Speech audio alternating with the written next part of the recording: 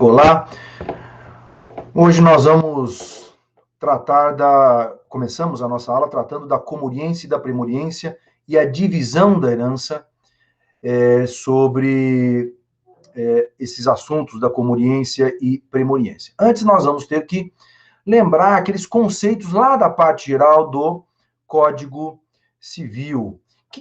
Quem são os comorientes?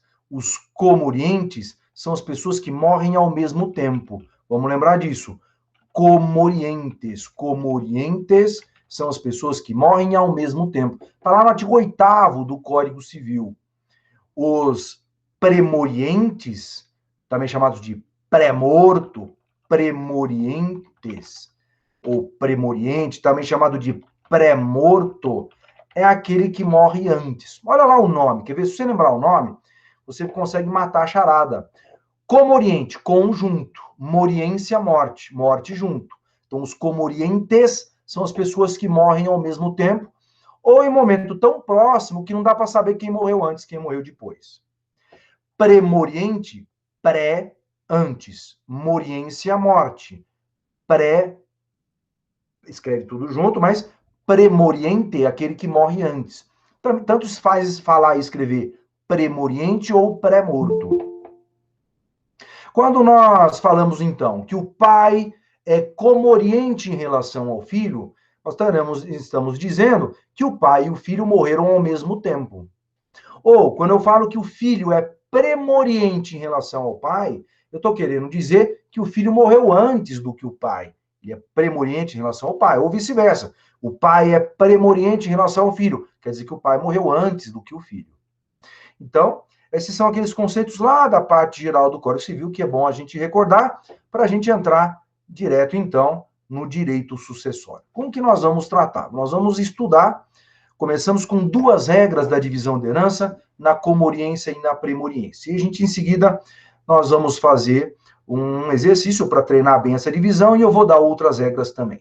As 2 primeiras regras da primoriência e comoriência na divisão da herança são, primeira delas, comoriente não herda de comoriente. Então, um comoriente não herda de comoriente. Se o pai morreu ao mesmo tempo que o filho, nem o pai herda do filho, nem o filho herda do pai. Então, os comorientes não herdam entre si. Então, comoriente não herda de comoriente. E segunda regra, o premoriente não herda também, porque o premoriente está morto. Morto não herda. Lembra lá do artigo 1º e artigo 2º do Código Civil.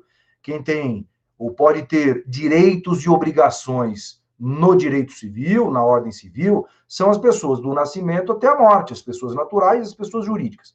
As pessoas naturais do nascimento até a morte. De modo que, nascimento com vida, diz o Código, até a morte. De modo que, com a morte, não existe mais pessoa natural. De modo que o morto não pode ter direitos, não pode ter obrigações. Consequentemente, não pode ter o direito de herança, não tem direito a receber a herança, não tem direito sucessório para uma pessoa já falecida. Consequentemente, se o pai morre, mas o filho tinha morrido antes dele, esse filho não será herdeiro. O premoriente não será herdeiro, não é um herdeiro, porque já está morto no momento da abertura da sucessão, já estava morto e, consequentemente, não irá receber a herança do pai. Mas como é que fica essa divisão da herança? É isso que nós vamos trabalhar agora.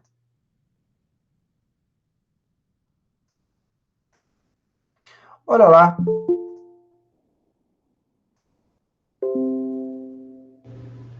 Olha lá a divisão da herança.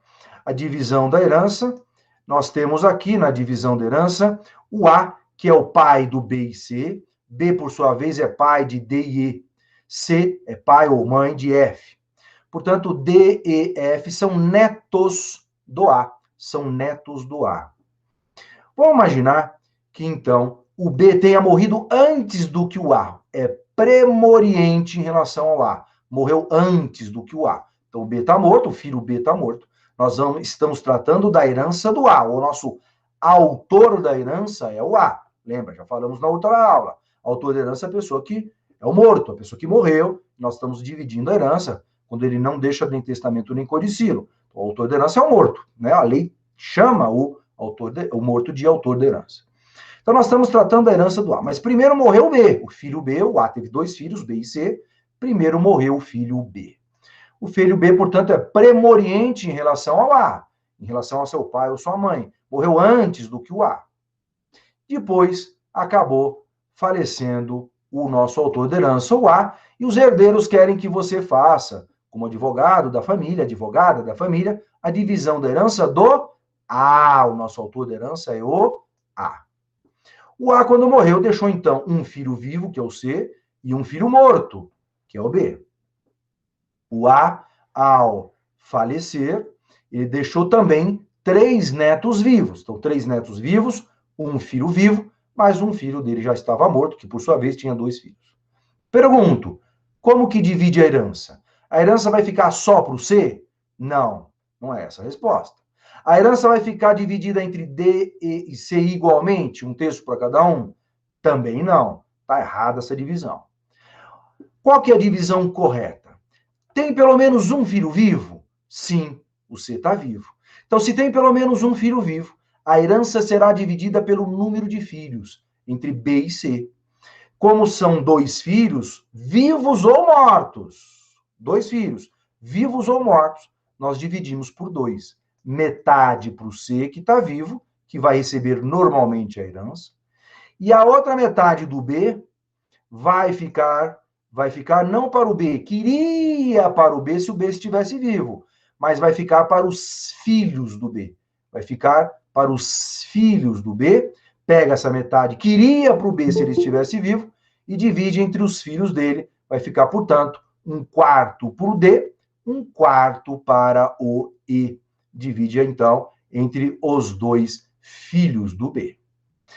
O C, que é filho do morto, ele herda, a gente fala tecnicamente, herda por direito próprio. Ele herda por direito próprio, também chamado de cabeça. Herda por cabeça. E os netos D e E, que herdam no lugar do B, vão receber o que o B herdaria se tivesse vivo. Portanto, D e E não vão herdar lá diretamente do A, mas herdam no lugar do B, o que o B herdaria. Então, nós falamos tecnicamente que D e E herdam por representação, também chamado de estirpe. Estirpe, representação ou estirpe. Então, se caísse num exame de ordem no concurso público, numa prova, essa pergunta. Qual que é a resposta? A resposta é C herda metade da herança por direito próprio, D herda 1/4 por representação e E herda 1/4 por representação também. Essa é a divisão da herança. Então, B não herda nada? B de bola? Não. Está errado falar que o B, o filho B, que é premoriente, herda? Está errado falar. Porque o B não vai herdar. O B não vai herdar. Tá? Então, é assim que funciona a divisão da herança.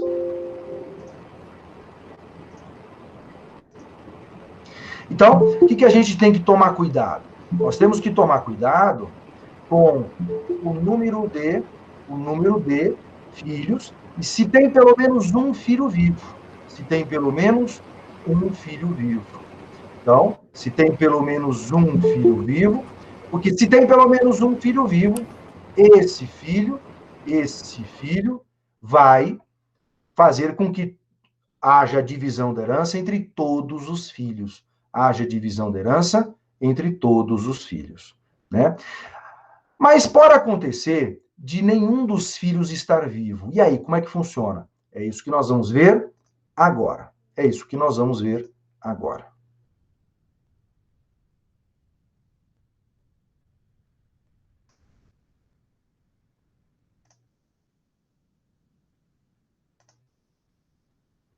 Olha lá, vamos imaginar agora que acontece uma situação diferente. Nós estamos tratando da herança do A ainda. Mas antes do A morrer, o B de bola morreu primeiro. Então, o B de bola morreu, é um premoriente em relação ao A. E depois, num acidente de carro, por exemplo, morreram ao mesmo tempo o filho C e o pai A.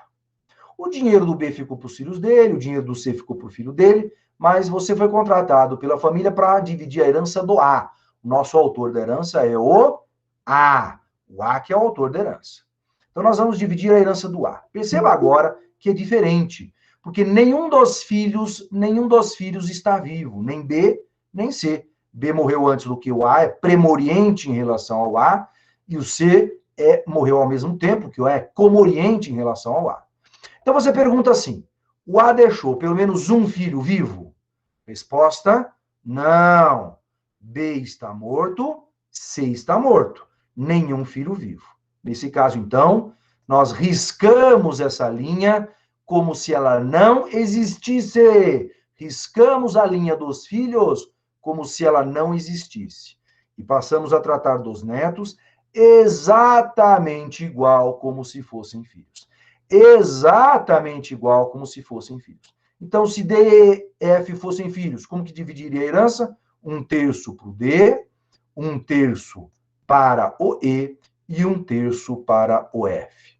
Então, se eles fossem filhos, você está considerando como se eles fossem filhos, você risca a linha dos filhos, porque nenhum filho está vivo em condições de herdar. Então, você risca essa linha dos filhos como se ela não existisse. E passa a tratar dos netos exatamente igual como se fossem filhos.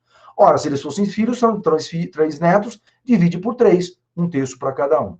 Mais do que isso, como eles vão receber diretamente do avô, então eles herdam por direito próprio, eles herdam por cabeça, também chamado de direito próprio. Eles herdam por direito próprio. Então, D, E e F herdam por direito próprio. Herdam por direito próprio. O que a gente percebe, então, que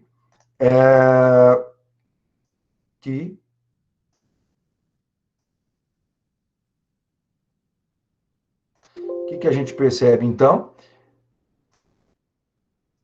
Que há uma diferença se tem pelo menos um filho ou se não tem nenhum filho.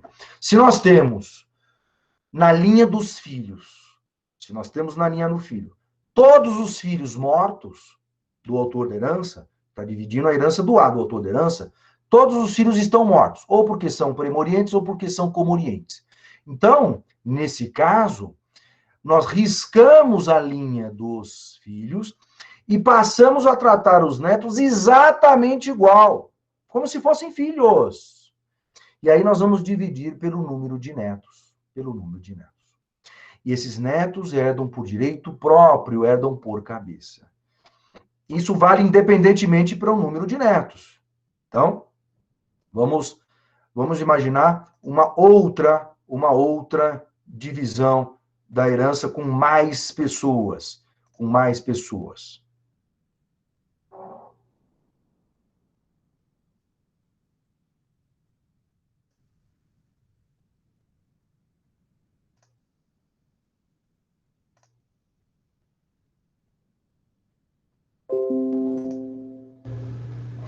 Olha lá, agora nós temos uma outra divisão da herança. Nós temos o A, com 2 filhos, B tem 2 filhos também, D e E, mas o C tem 6 filhos. F, G, H, I, J, K são filhos do C. Primeiro morreu o B, porque é premoriente, morreu antes do que o A. Depois morreu o filho C, que é premoriente também. Então, imagina aqui, tanto o B quanto o C estão mortos. Aí que morreu o A. Então, quando o A morreu, B e C já tinham morrido no passado. Ou anos antes, ou dias antes, ou mesmo minutos antes. Tanto faz quanto tempo antes. É importante que ele tenha morrido depois dos filhos. Pode ser que ele tenha morrido poucos minutos depois, poucos dias, ou mesmo anos, ou décadas depois. Tanto faz. A divisão da herança não muda. O importante é que o A morreu depois do B e C. Então, primeiro morreram B e C, né? E aí, finalmente, morreu aqui o A, o nosso autor da herança, que nós estamos dividindo a herança. Quando o A morre, portanto, os seus filhos B e C já estavam mortos. O que a gente faz, então, quando a gente começa a dividir a herança? A gente pergunta assim, tem pelo menos um filho vivo? Resposta, não.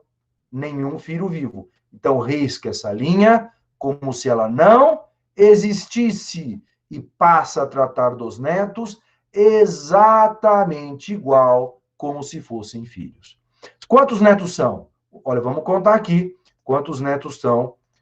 1, 2, 3, 4, 5, 6, 7, 8. São 8 netos.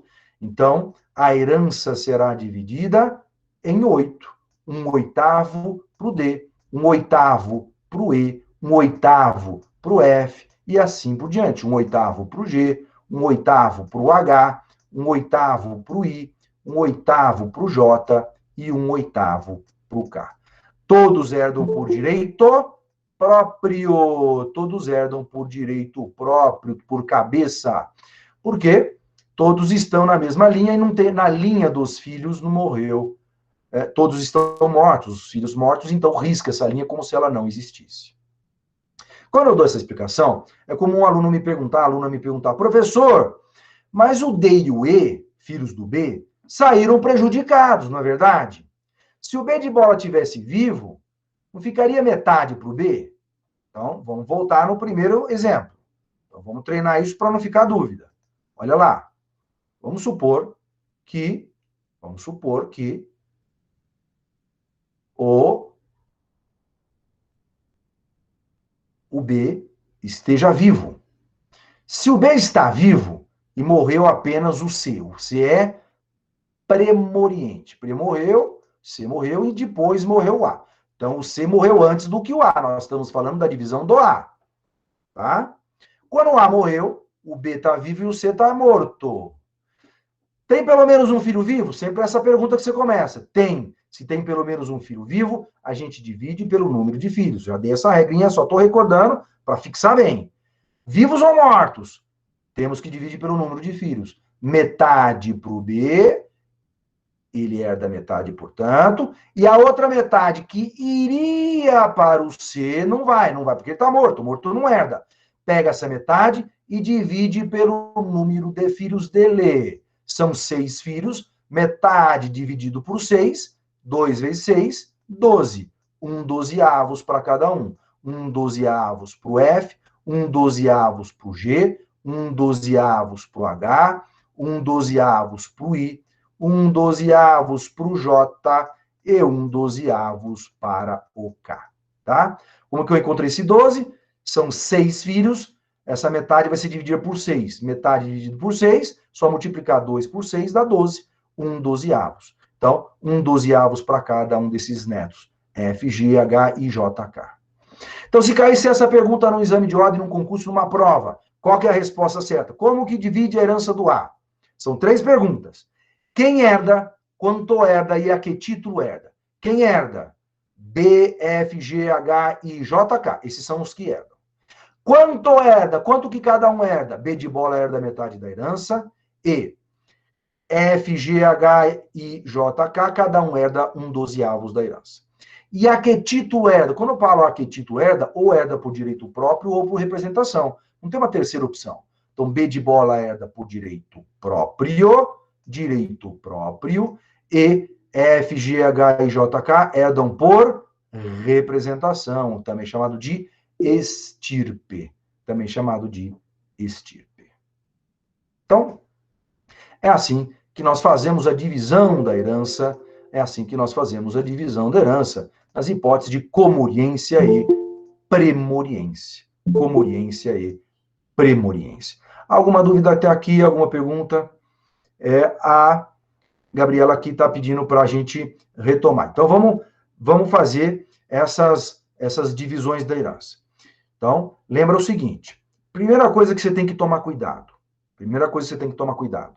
Você tem que verificar nos filhos se tem pelo menos um filho vivo ou se todos os filhos estão mortos. Essa é a base, tá? Se você tiver um filho vivo, você divide a herança pelo número de filhos. Se você não tiver nenhum filho vivo, aí você vai dividir a herança pelo número de netos. É isso. O raciocínio é esse, tá? E a gente está trazendo vários exercícios para trabalhar com essa mesma ideia, para trabalhar com essas regras. Mas, na verdade, são essas as regras só. As regras são simples. Depois eu estou dando vários exemplos para a gente fixar essas regras. Mas é isso, você tem que pensar assim. O morto deixou, quando a pessoa morreu, o A morreu, você está dividindo a herança. Ele morreu. Tem pelo menos um filho vivo que vai herdar? Se a resposta é sim, você divide pelo número de filhos. Se a resposta é não, todos os filhos estão mortos, aí basta entregar a herança diretamente para os netos. Diretamente para os netos. Então, vamos voltar no nosso exemplo para não ficar qualquer dúvida. Então, vamos voltar aqui no nosso exemplo para não ficar qualquer dúvida.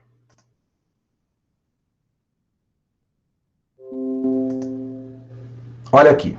Então, nós estamos tratando da herança do A, certo? Nós estamos tratando da herança do A. O VA vai falecer e nós vamos dividir a herança dele. Então, nós podemos trabalhar. Se os dois filhos estão vivos, aí tá fácil, aí não tem graça. Metade para o B e metade para o C, acabou a divisão da herança, certo? Tá fácil. E aí a gente começa a complicar, porque nos inventários que a gente vê no seu cliente vai chamar para chegar em você, vai acontecer diversas situações diferentes. Essa é a mais simples de todas. Os dois filhos estão vivos, metade para cada filho e ponto final. Acabou a divisão da herança. Segunda opção, vamos imaginar que desses dois filhos tem um vivo e um morto. Então, esse B aqui, por exemplo, está morto. Premoriente, está morto, morreu antes do que o A. E esse C está vivo. Ora, se tem pelo menos um filho vivo, percebe que dos dois filhos, B e C são os dois filhos. Tem um vivo, que é o C, e tem um morto, que é o B, que morreu antes do que o A. Certo? Então, nós vamos dividir a herança pelo número de filhos. São dois filhos, B e C. Então, a gente divide por 2. Metade para o C, metade para o D. Só que o B não vai herdar porque ele está morto. O morto não herda. Então, em vez de entregar a herança para o B, a gente entrega para quem? Para os filhos dele. Pega essa metade e divide para os filhos. Metade dividido pelos dois filhos do B, 1/4 para o D e 1/4 para o E. Pronto. Percebe que se tem pelo menos um filho vivo, a gente divide pelo número de filhos. São dois filhos, divide por 2. Quem está vivo recebe a parte dele. Quem está morto não fica para o morto. O morto não herda, fica para os filhos do morto. Esse B aqui, se tivesse vivo, herdaria metade, mas como ele está morto, a parte dele vai ficar para os filhos dele. Isso na hipótese de ter um filho vivo, pelo menos. Mas pode acontecer uma outra situação de ambos os filhos terem morrido antes do pai. Então, olha lá. Ambos os filhos morreram. O B morreu antes do que o A, é premoriente em relação ao A, e o C também está morto. Morreu antes do que o pai A. Então, C está morto e B está morto. Ora, se ambos morreram antes do que o A, quando o A morreu, os dois filhos estavam mortos. Então, se não tem nenhum filho vivo, você risca essa linha como se ela não existisse.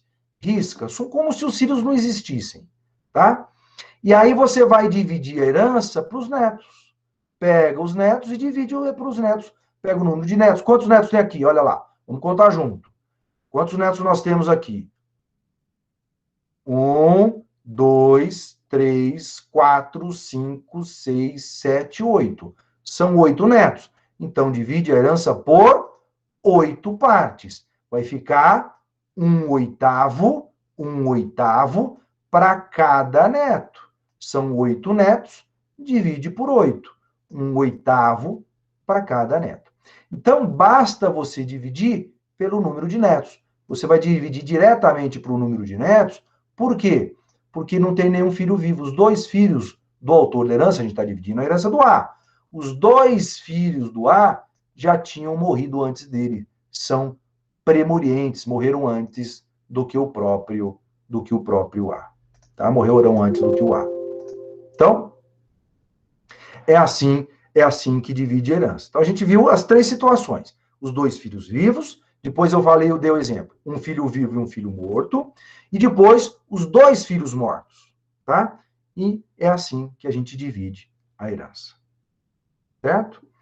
Alguma dúvida, alguma pergunta?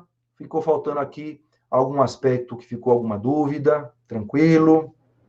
Né? Então, essas são as situações de divisão da herança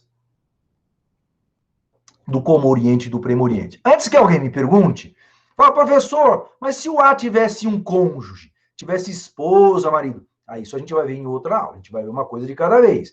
Nós vamos chegar lá. Cada aula vai ter uma regrinha nova. E essa regrinha nova, nós vamos somar nas aulas anteriores. Hoje a gente viu a divisão da comoriência e da premoriência. Fixa bem essa matéria, entende bem.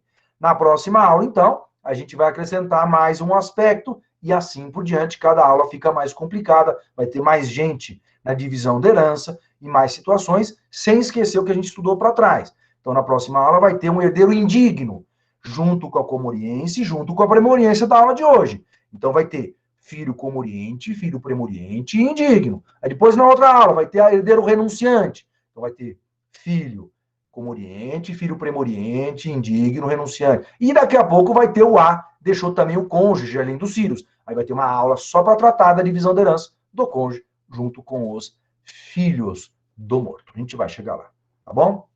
Mas temos bastante coisa para falar ainda hoje. Próximo tema, ITCMD. 3 temas interligados. ITCMD, prazo para começar o inventário e multa se perder o prazo. São 3 temas interligados. Apesar de não ser aula de direito tributário, eu tenho que começar explicando o ITCMD. O que é ITCMD? É o imposto que se paga no inventário, chamado imposto de transmissão, causa mortes e doações. Então, tanto é o imposto que se paga na doação, o pai vai fazer uma doação para o filho, paga ITCMD, doação, tá? Aliás, qualquer doação, só estou dando um exemplo do pai para o filho, mas qualquer doação para qualquer pessoa é o ITCMD. Mas se o pai morre, se a mãe morre, qual que é o imposto que os herdeiros pagam lá no inventário? Imposto de transmissão, causa mortes e doações. É o ITCMD. Como que funciona o ITCMD? Aliás, como todo imposto, tem a base de cálculo, que no ITCMD é o patrimônio do morto. Base de cálculo, patrimônio do morto. E incide sobre esse patrimônio uma alíquota, que nada mais é do que uma porcentagem. Essa alíquota no Brasil pode ser do ITCMD, não dos outros impostos. Estou falando só do ITCMD, que é o nosso imposto aqui do inventário, que tem a ver com o direito sucessório. O imposto ITCMD, ele pode ser no máximo 8%. 8%. No Brasil, no máximo 8%. Por que você vai... Eu estou falando no máximo? Porque depende de lei estadual. Tem estado que é 8%, tem estado que é 6%, e no estado de São Paulo é 4%. Então, qual que é a porcentagem no estado de São Paulo? Alíquota de 4% no estado de São Paulo. Pode ser até 8%, não pode passar de 8%, conforme resolução do Senado Federal. Então, nós temos a base de cálculo, que é o patrimônio do morto, o patrimônio líquido do morto, já descontadas as dívidas, e tem a porcentagem, que é a alíquota. Então, a gente, para descobrir o valor a ser pago de imposto, você pega a base de cálculo, pega a alíquota conforme a lei estadual, no estado de São Paulo é 4%, e aplica sobre a base de cálculo. Vamos dar um exemplo. Patrimônio do morto é R$1 milhão. Então, base de cálculo é R$1 milhão. A alíquota de 4%. 4% de R$1 milhão, vai ter que pagar de imposto R$40 mil. Os herdeiros vão ter que pagar lá no inventário um imposto causa mortes, o ITCMD, R$40 mil de imposto. A lei estadual normalmente prevê que até um determinado valor, um valor não muito alto da herança, vai estar isento de imposto. Tá? Isso varia de estado para estado, e mesmo no estado você tem que verificar na hora qual que é o valor do imposto, porque tem o índice do estado, tem que fazer o cálculo ali qual que é o valor. Só para ter uma ideia, no estado de São Paulo, ali se for ali mais ou menos até R$100 mil, está isento, acima disso vai ter que pagar ITCMD. Muito bem. Então é assim que funciona o imposto causa-mortes que os herdeiros têm que pagar lá no inventário. 4% no estado de São Paulo, mas depende de lei estadual, tem que verificar a legislação estadual, dependendo do estado. Além disso, qual que é o prazo para a gente começar o inventário? Ou seja, qual que é o prazo para os herdeiros procurarem o advogado e você, como advogado ou advogada, protocolar a petição inicial no fórum? Qual que é o prazo para protocolar no fórum a petição inicial sem pagar multa? Sem pagar multa. O prazo é sem pagar multa, de 2 meses. 2 meses, até 2 meses da morte. Até 2 meses da abertura da sucessão. Aliás, o código usa essa expressão. 2 meses a contar da abertura da sucessão, que vocês sabem que significa morte, abertura da sucessão, já estudamos na outra aula. Abertura da sucessão é a data da morte. Mas aí você vai me perguntar, professor, mas tem um artigo, o 1796, do Código Civil, ele diz assim, que o prazo para abrir inventário, o processo de inventário sem multa, é de 30 dias. E você está me falando que são 2 meses. Então, cuidado com esse artigo. O 1796 do Código Civil foi revogado, implicitamente, tacitamente revogado, pelo artigo 611 do Código de Processo Civil. O Código de Processo Civil é uma lei mais nova, é lei federal, e é uma lei mais nova do que o Código Civil atual. Então, o nosso atual Código de Processo Civil revogou parcialmente o artigo 1796 do Código Civil. Portanto, na hora que você lê lá no 1796, 30 dias, leia-se 2 meses. Prevalece a lei mais nova, 611 do Código de Processo Civil. Então, qual que é o prazo hoje que o advogado tem para protocolar a petição inicial no fórum de inventário para não pagar multa, para os herdeiros não pagarem multa? 2 meses a contar da morte. Tá? Muito bem. Mas e se demorar mais de 2 meses? O cliente foi te procurar lá 3 meses depois da morte. Os seus clientes, os herdeiros. Aí, a lei estadual paulista prevê mais de 2 meses e até 6 meses, multa. Tem que pagar uma multa. Qual que é a multa? 10% do ITCMD. Olha só, por isso que eu tive que explicar ITCMD. Porque a multa pelo atraso do início do inventário é 10%, não é sobre a base de cálculo. Não vai pagar 100 mil de multa, pelo amor de Deus. No exemplo que eu dei da base de cálculo de ser R$1 milhão, se não é 10% da base de cálculo.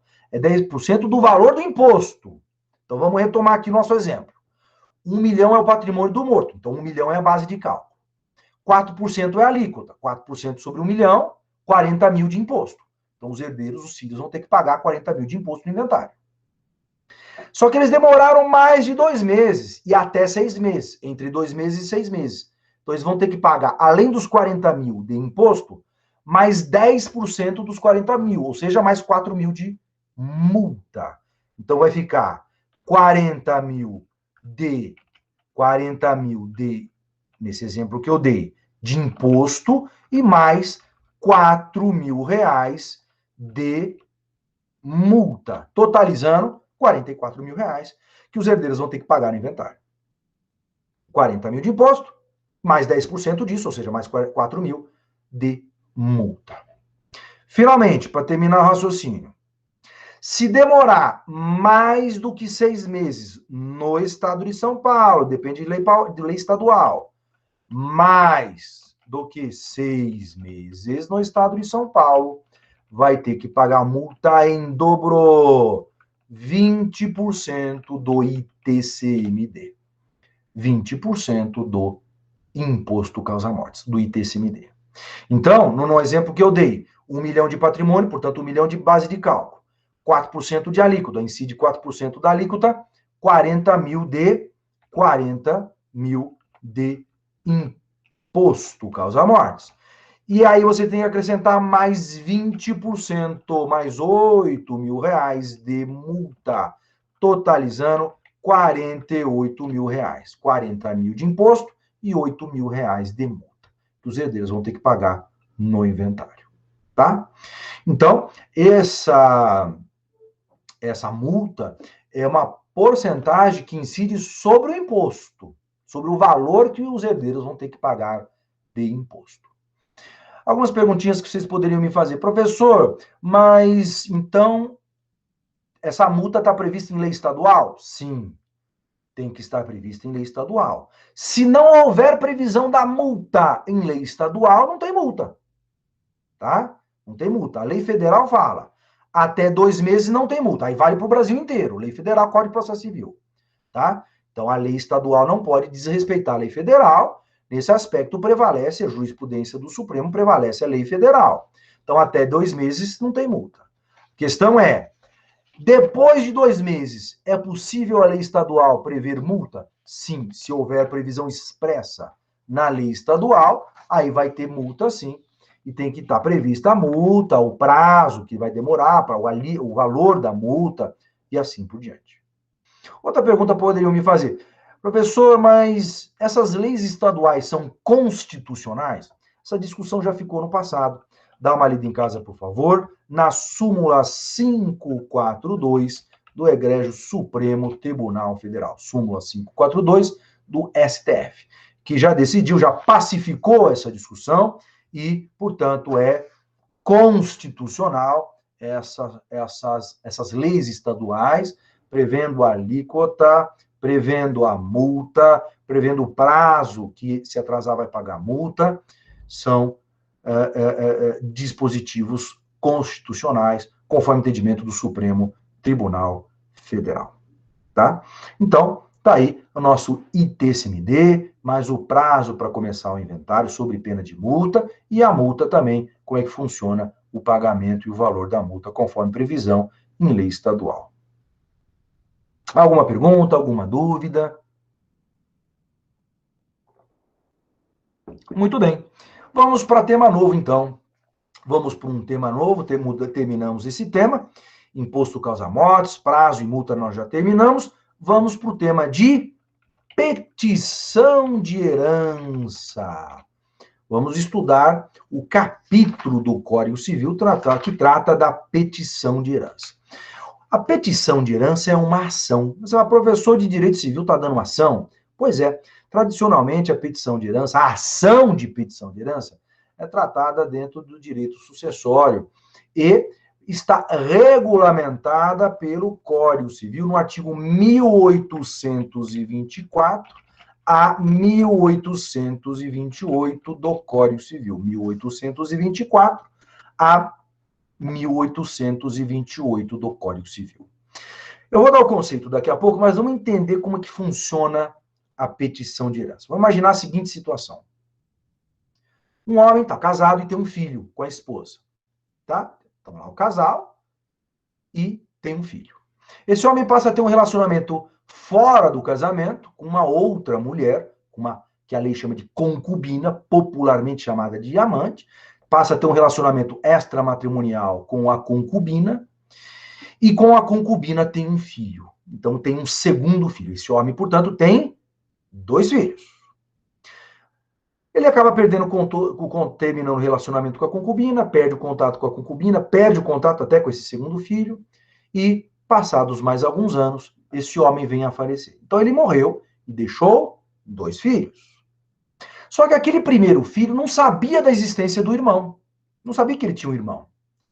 E aí ele faz o inventário e fica com 100% da herança. Toda a herança fica para aquele primeiro filho.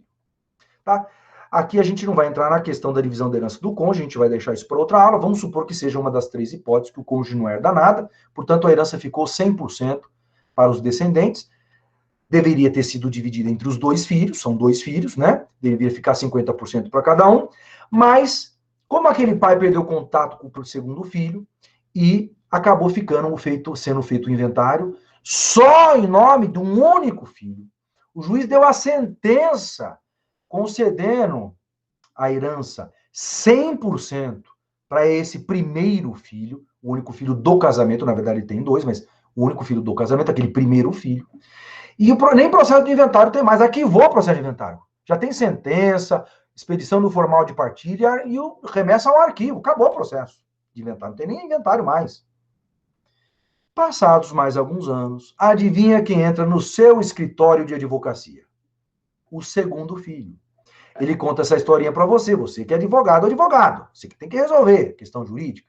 Conta essa historinha para você E no final da historinha ele vira para você, o seu cliente, e diz assim: eu quero minha parte da herança. Eu quero minha parte da herança. Então, qual que é a primeira pergunta que você tem que fazer para o seu cliente? O que você tem que perguntar imediatamente para o seu cliente, logo de cara? Você tem que perguntar o seguinte: você está registrado em nome do seu pai? Essa é a primeira pergunta. Por quê? Porque, olha só, se ele está registrado em nome do pai, tá mais fácil. Porque aí você não precisa provar que é filho. Não precisa provar que o seu cliente é filho do morto. Basta entrar com a ação de petição de herança em face do irmão que ficou com toda a herança, pedindo que o réu condene aquele irmão a entregar para o seu cliente a parte dele da herança. Para isso que serve a ação de petição de herança. Para entregar para um herdeiro verdadeiro a parte que ele tem direito da herança. Agora, segunda opção, o seu cliente vira para você e diz assim: não estou registrado em nome do meu pai, meu falecido pai. Não tem problema, dá para resolver, só que aí você, além de entrar com a investigação, além de entrar com a petição de herança, tem que entrar com a investigação de paternidade. Você tem que provar que o seu cliente é filho do morto. Qual que é a ação para provar que alguém é filho de outra pessoa? Ação de investigação de paternidade. Então, deve ser ajuizada a ação de investigação de paternidade cumulada com ação de petição de herança. Entra com as duas. Se quiser, pode até entrar com a investigação de paternidade, esperar terminar e depois entrar com a petição de herança. Mas é melhor já entrar com as duas juntas. Doutrina pacífica, jurisprudência pacífica, que pode entrar com as duas ações. Entra com a investigação de paternidade para o juiz declarar que é filho, cumulada com ação de petição de herança, para obrigar, para condenar o réu a entregar para o autor da ação a parte que ele tem direito da herança. Então, você, como advogado desse segundo filho, vai entrar com uma ação em face do primeiro filho, chamada ação de petição de herança, se ele tiver registrado, e se ele não tiver registrado, as duas, investigação de paternidade e petição de herança. As duas ações cumulativamente. Tá? Dada essa introduçãozinha aqui na petição de herança, vamos começar com o conceito, então. Conceito de petição de herança. Vamos lá. Petição de herança é a ação, petição de herança é a ação para que o réu seja condenado, a entregar ao autor da ação, toda ou parte da herança a que tem direito. Toda ou parte da herança a que tem direito. Então, se é um irmão contra outro irmão, aquele primeiro irmão que recebeu toda a herança, ele tem direito à metade da herança. Então, ele só vai entregar a outra metade para aquele segundo filho, para aquele irmão dele. Mas vamos supor que a herança, eu vou repetir o conceito, tenha ficado com o pai do morto. E aí o morto deixou um único filho. Esse único filho é dono da herança inteira. Ele tem direito a toda a herança. Então ele entra com a ação em face do avô, para receber toda a herança. Estão pedindo para eu repetir o conceito. Vamos lá então. Conceito de petição de herança. Petição de herança é a ação para que o réu seja condenado,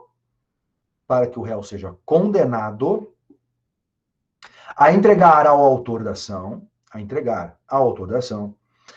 toda ou parte da herança a que tem direito. Toda ou parte da herança a que o autor da herança tem direito. O autor da herança pode ter direito a parte da herança, quando é entre irmãos, aí a divisão da herança, né? Vai ter que dividir, e aí todos têm direito, mas aquele que estava com 100% vai entregar 50% para o segundo irmão. Mas se a herança está com uma outra pessoa, né? Ele pode entrar com ação, lá com o pai do morto, com a mãe do morto, por exemplo, o neto pode entrar com ação de petição de herança em face dos avós, do avô, das avós, para receber toda a herança. Falar, eu sou o único filho, eu sou o único herdeiro. Os avós estão indevidamente, ilicitamente com a herança daquele neto. Então, é assim que funciona a herança. Vamos aprofundar, então, na nossa matéria de petição de herança. Legitimação ativa, também chamado de legitimidade ativa, as duas formas estão corretas. Tanto faz falar legitimação ou legitimidade ativa. legitimação ativa. Quem que é o autor da ação? É o herdeiro preterido, é o herdeiro esquecido, é o herdeiro verdadeiro, né? É o herdeiro verdadeiro, é o herdeiro que tem direito à herança, mas não recebeu nada. É aquele o seu cliente, que é o herdeiro verdadeiro, tem direito à herança, mas não recebeu nada de herança. Legitimação passiva. Quem que é réu da ação de petição de herança? É a pessoa que está indevidamente com a herança. Ou toda parte, mas está indevidamente com a herança. Então, o réu da ação de petição de herança é a pessoa que está indevidamente com a herança do herdeiro verdadeiro. O herdeiro deveria ter recebido e não recebeu. Muito bem. Então, no nosso exemplo, um irmão entra com a ação em face do outro. Mas aí você vai me perguntar o seguinte: tudo bem, Cristiano, mas pode acontecer de esse primeiro filho estar de boa fé, né? Está de boa fé. Então, tem um prazo, né? Tem um prazo. E aqui o pessoal está me pedindo, a Laura está pedindo para repetir a legitimação passiva. Legitimação passiva, o réu da ação, né? Quem que vai ser o réu da ação? É a pessoa que está indevidamente com a herança, ou seja, não deveria estar com a herança, mas está. Está ilicitamente, indevidamente com a herança, que ele não tem direito de ter, não deveria ter recebido e não tem direito de estar com a herança. Então, voltando aqui, você poderia me perguntar o seguinte: mas e se aparecer anos depois, né? O pai morreu, ficou a herança só para um filho. Anos depois aparece o segundo filho. Ele tem direito mesmo assim? Não tem um prazo para entrar com a ação? Vamos lembrar que toda ação condenatória tem prazo prescricional. Toda vez que você entra com ação para o seu cliente, para requerer pagamento de dinheiro, qualquer dinheiro, patrimônio, bem móvel, bem imóvel, dinheiro, é uma ação condenatória. Você está aqui requerendo a condenação do réu a entregar a herança, a pagar dinheiro, indenização, qualquer ação, né, de cobrança, ação de execução de alimentos, a ação de alimentos, uma ação condenatória. Está condenando o réu a pagar alimentos e assim por diante. Qualquer ação que tem como objetivo receber dinheiro do réu, patrimônio do réu, é uma ação condenatória no direito civil, processo civil. E toda vez que tem ação condenatória, tem prazo prescricional. Vamos lembrar também, lá da parte geral do Código Civil, que todos os prazos prescricionais do Código Civil inteiro estão em 2 artigos, 205 e 206. Primeiro, a gente tem que ir lá no artigo 206, e olhar lá as ações. Ação de execução de alimentos, 2 anos. Ação de indenização, prescreve em 3 anos. E assim por diante. Se não encaixar a sua ação no 206, usa a regra geral do 205. Qual que é a regra geral? Do artigo 205 do Código Civil, 10 anos. 10 anos, o prazo prescricional é de 10 anos. E é exatamente onde eu queria chegar. Qual que é o prazo prescricional da ação de petição de herança? Artigo 205 do Código Civil. Regra geral da prescrição. Regra geral da prescrição. Qual que é o prazo? 10 anos. 10 anos para entrar com a ação de petição de herança. Não confundam. Ação de investigação de paternidade, nós estudamos lá em direito de família, não tem prazo. É imprescritível. Doutrina pacífica, jurisprudência pacífica. Ação de investigação de paternidade. Outra ação é a ação de petição de herança. A ação de investigação de paternidade é uma ação declaratória. Ela é imprescritível. A ação de petição de herança é uma ação condenatória e tem prazo prescricional de 10 anos. Mas você vai insistir, você vai falar, professor, esse prazo de 10 anos começa a contar de qual momento? Qual o termo inicial? Quando que começa a contar? Regra geral. Começa a contar se o filho está registrado em nome do pai, os 10 anos começam a contar da abertura da sucessão. Qual que é a abertura da sucessão mesmo? Morte. 10 anos a contar da morte. Então, o pai lá morreu, a mãe morreu, começa a correr 10 anos para prescrever, contando, então, o prazo prescricional. Agora, cuidado. Jurisprudência recentíssima do Egrégio Superior Tribunal de Justiça, jurisprudência dos últimos anos. Se o filho não estava registrado em nome do pai, o prazo continua sendo de 10 anos. Até aí não mudou. Se o filho não estava registrado no nome do pai, o pai morreu. O prazo continua sendo de 10 anos. Entretanto, nós vamos aplicar aqui a teoria da accionata. A teoria da accionata. O que diz essa teoria? Que o prazo de 10 anos,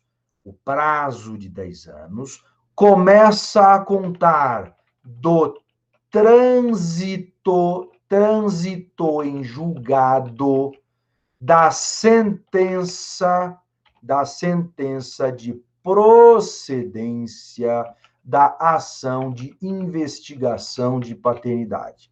Repito.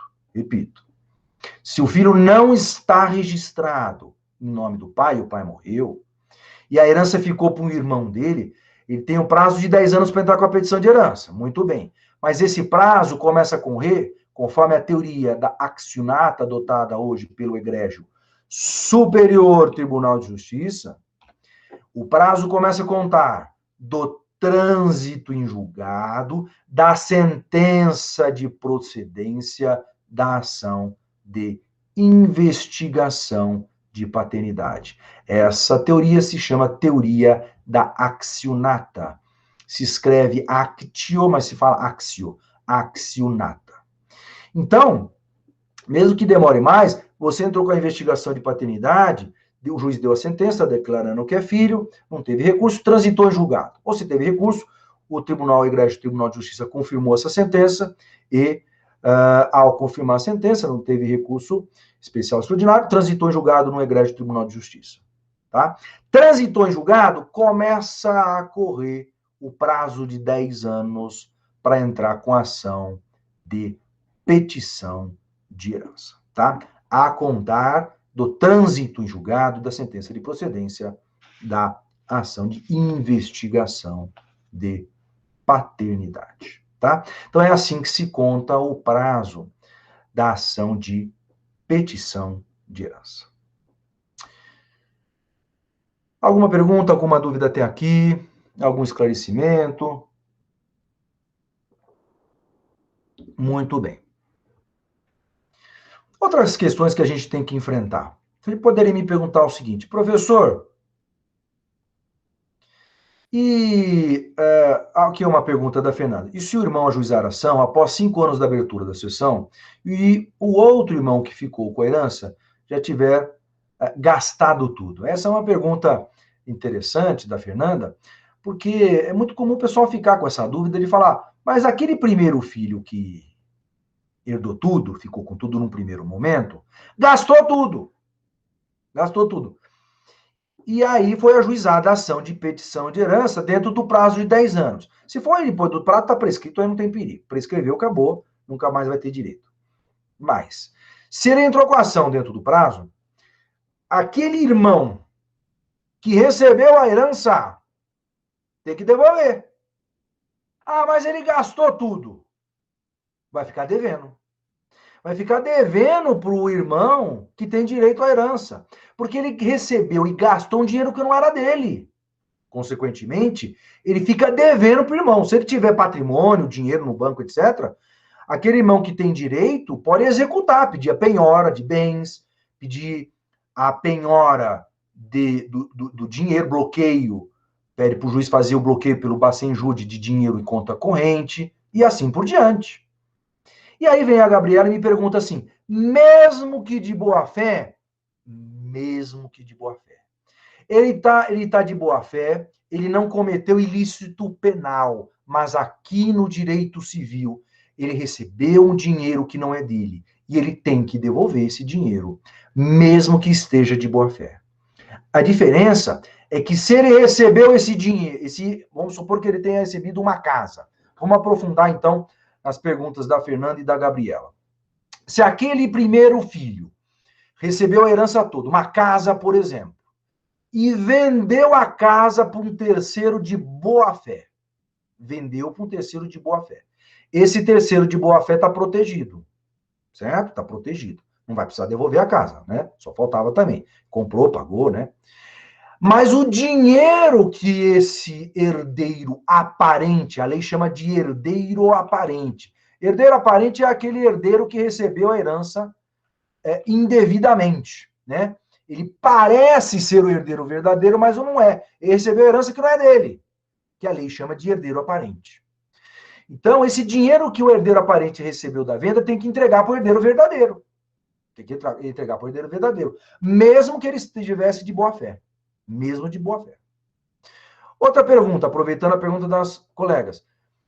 Se esse herdeiro aparente, o herdeiro que ficou com a herança, agiu de má fé e vendeu para um terceiro, em conluio com esse terceiro, para prejudicar o irmão que ele sabia que ele tinha, aí, além de devolver a casa, eles têm que devolver a casa, ainda vão ter que pagar a indenização por outros prejuízos eventualmente causados. Então, aí ele tem que devolver o imóvel e ainda tem que pagar indenização pelos prejuízos causados, porque aí estão agindo de má fé. E uma terceira situação, uma terceira hipótese, se o herdeiro aparente faz uma doação, faz uma doação para o terceiro, aí o terceiro vai ter que devolver. Olha só, o terceiro. Você vai, professor, mas o terceiro está de boa fé.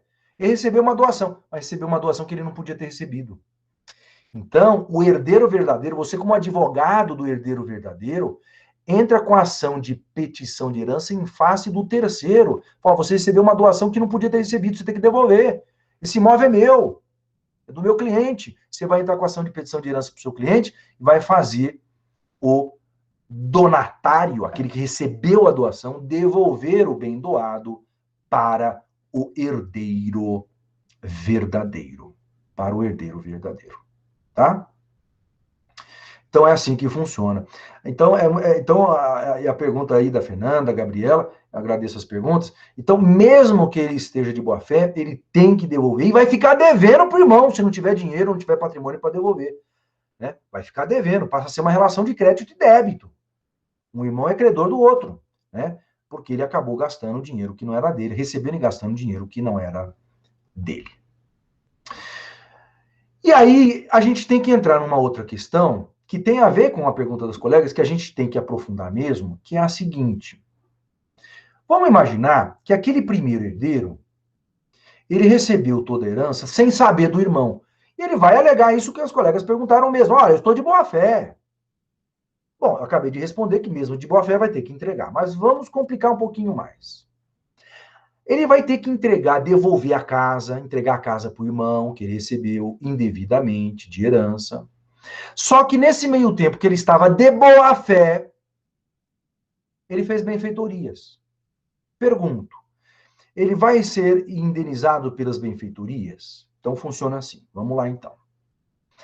Até a citação da ação de petição de herança, até a citação da ação de petição de herança, o herdeiro aparente é considerado possuidor de boa-fé.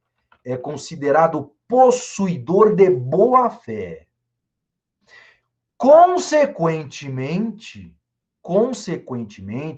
por ser considerado possuidor de boa-fé, ele tem direito a ser indenizado pelas benfeitorias necessárias e pelas benfeitorias úteis, além de ter direito de retenção.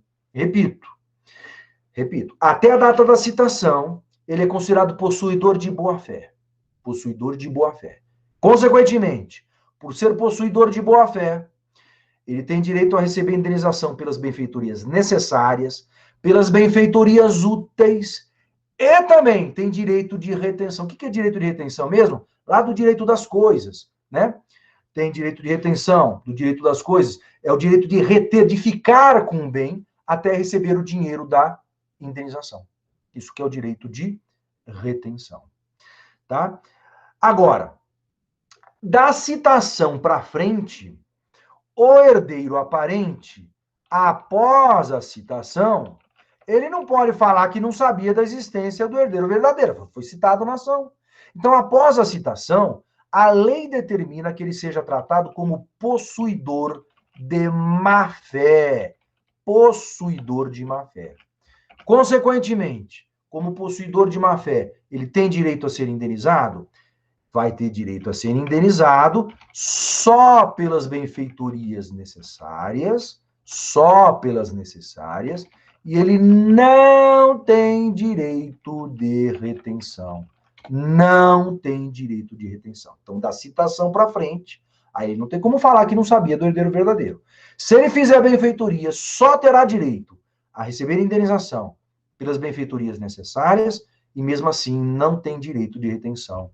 Onde que está isso? Dá uma lida em casa, artigos 1214 a 1222 do Código Civil, 1214 a 1222 do Código Civil, e também 1826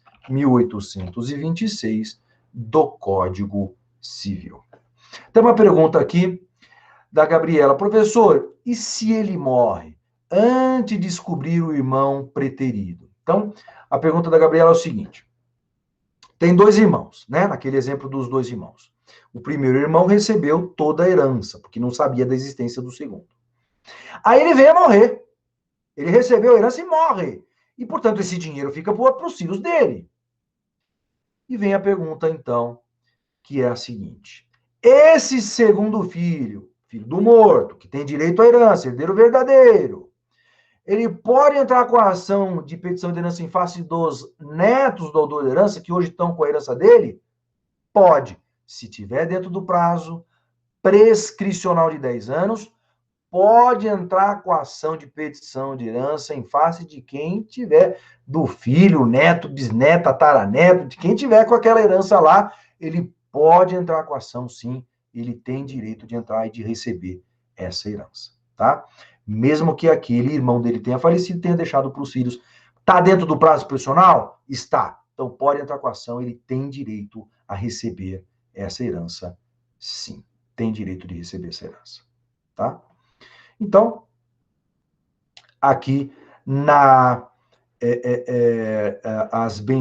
só para concluir aqui o raciocínio, no caso das benfeitorias, no possuidor de boa-fé, as necessárias e úteis e direito de retenção, e de má-fé, só as benfeitorias necessárias e não tem direito de retenção. Outra pergunta aqui, nesse caso, se ele já tiver gasto todo o valor, os filhos terão que reparar? Lembra, os filhos daquele herdeiro morto, né? Então, vamos voltar aqui na pergunta. São dois irmãos. Um irmão recebeu toda a herança, morreu. Deixou herança para os filhos dele. Netos do morto, daquele morto original, que está dividindo a herança, de onde vem a herança. Esse segundo filho, que é o herdeiro verdadeiro, tem direito de entrar com a petição de herança. Esses netos vão ter que pagar, vão ter que indenizar, vão ter que entregar a herança, mas até os limites da herança recebida. Lembra, nunca, não tem nenhuma exceção em nenhuma lei brasileira. Nunca um herdeiro tem que usar dinheiro dele, herdeiro, para pagar a dívida do morto. Então, mas devolver, entregar a herança que ele recebeu, até o limite que ele recebeu, vai ter que entregar sim. Então, se eles receberam um patrimônio, eles vão ter que entregar o que o juiz determinar. Tá? Se eles gastaram esse dinheiro, da herança que eles receberam indevidamente, mesmo que de boa fé, eles estão devendo, eles vão ter que entregar, porque está dentro do limite do patrimônio recebido. Se está dentro do limite do patrimônio recebido, tem que devolver, tem que entregar para o herdeiro verdadeiro. Tem que devolver, tem que entregar para o herdeiro verdadeiro. Então, essa é a nossa aula de hoje. Falamos na aula de hoje da divisão da herança na comuriência, na premoriência, falamos do ITCMD, prazo para começar o inventário, multa pelo atraso do prazo, e depois demos todo o capítulo da petição de herança, que está nos artigos 1824 a 1828.